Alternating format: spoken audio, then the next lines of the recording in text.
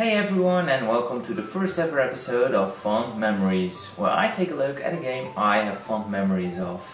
Well, that kinda spoils what the voting came down to, I guess, but yeah, I would like to thank each and every one of you for voting, and just keep in mind that if you voted one of the other two items, they will still be coming, but just at a later time. I do hope I get this video out soon, since I have some internet issues at the moment. I have been in trouble with connection going out a lot for a couple of months now, but Wednesday it went out again and stayed out for quite a bit. And now occasionally it comes back for a couple of minutes, but yeah, it's very annoying, and I hope I can find a window in which I can upload the video. Anyway, let's get going with fond memories of, as I promised, the first one, Jumping Flash for the original PlayStation. Now this game I really enjoyed back in the day, and when I first played this was when I got my original PlayStation all the way back in 1995 for my birthday in October. I was really early for the PlayStation in Europe. I got it pretty much at launch. And I got a demo disc with that demo 1, I think it's called, and it had green lettering. I should still have it somewhere, but yeah, I don't know in all the mess. But it had Jumping Flash as one of the demos on it, and I played it like a million times. It was really amazing at the time, and for me, Jumping Flash at that time gave really the message, yeah, we are entering a new era of gaming. It was all full 3D, it looked great, it sounded great. It was just so different than what we were used to at the time for platforming games. And this is also a really early title. It's a launch title. I think even in Japan it was a launch title, and in Europe on the site you see slash or slash free, so that means that it's the third registered game in Europe actually. So yeah, it's really early.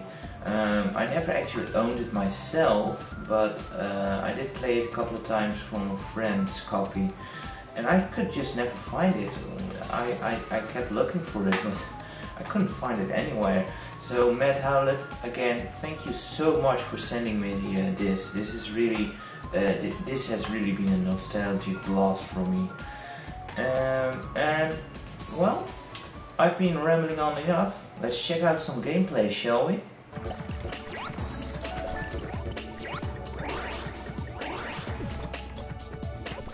Jumping Flash is a 3D platforming game where you can freely explore full 3D levels in a first-person view. The game doesn't have much of a story to speak of. Some guy named Baron Aloha has taken pieces of the world to use for a resort or something. How an active volcano will make a nice spa is beyond me. Although you can drive a strong money back guarantee policy, I suppose. Anyway, the world needs to be saved, so Robert is sent in to kick some ass, or hop some ass, or whatever bunnies are good in. Oh, those rabbits with their one-dimensional thinking. But Robert here is a robot rabbit. Yeah, clever, huh? It's like a rabbit, or a Orictolagus electrocus, but less cool sounding. But Robert can handle himself pretty well. Jumping is key here, as you'll be able to not only double jump, but actually triple jump to make some big air. You'll need to really hop around a lot to progress through the levels. In each you'll need to collect 4 jetpods, which happen to look like carrots, to remain with the theme I suppose. Most are very easy to find, but some can be tucked away in corners sometimes, making them harder to spot on the radar at first. There's more stuff to be found though, like bonus levels or other stuff to grab that can help you out, and enemies to avoid of course. You can get rid of those by either shooting them with your main cannon, use one of 4 special weapons you can find laying around, or by jumping on them. The higher you fall, the more damage you will do, so this usually is the best options to get rid of them, especially against bosses, which are pretty cool by the way, although admittedly not very hard. As long as you remember you can jump and forget about shooting them heads on, then they are easy enough. The genie boss can go screw himself though, I really hate that guy. The game also controls really well and is still playable today, with one major exception. You cannot sidestep at all. This makes it hard to avoid stuff, especially in close quarters. You can sort of strafe by jumping and then going to the left or right, but this is not very handy at all. With 3 shoulder buttons unused, it's a real shame it's not there. This makes the game really hard to get into nowadays, where sidestepping is a given for any game that uses the first person perspective. It is still something you can get used to though, and the game as a whole isn't too taxing.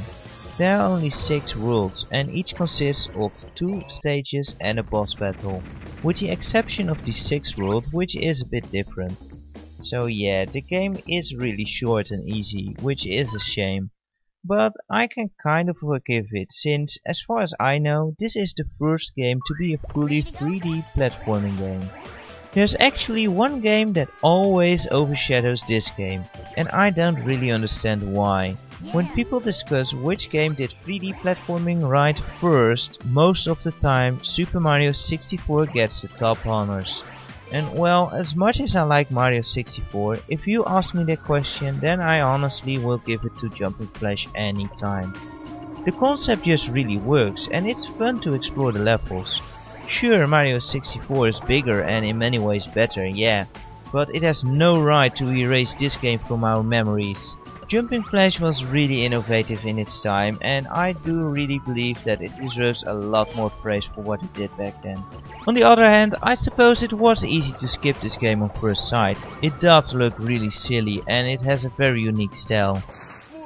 We got zapped by the rabbit. Forget it, dude. Sit down and relax. Let's just say that it's very obvious that the Japanese made this. What I do really like is how much variation there is in the game though. Almost every level looks different and has different things happening in them. And also has its own soundtrack, well, most of them at least. And the soundtrack is really cheerful and fun to listen to. Also, levels never overstay their welcome. I would have hated the developers if they put in more ice levels, since they are very tricky to deal with in this game. But just one level, I can handle that, and that remains fun. And that is what Jumping Flash as a whole is. Fun.